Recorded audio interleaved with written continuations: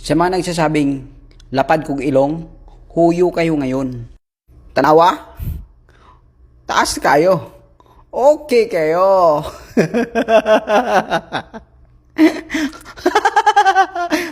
Break na tayo.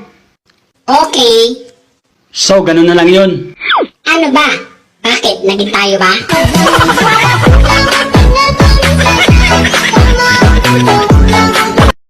Kaya mo ba ako pinagpalit? Hindi kita pinagpalit. Tumikim lang ako ng ibang ulam. Ano? Ano akala mo sa akin? Kari-karing nakapalayo? Kahit mapuyat ako, kahit gaano katigas yung pangalan mong simpatiko, hindi pa rin pantay ang itlog mo. Sana mag-ingat ka. Bakit? Ayoko kasing may mangyari sa'yo.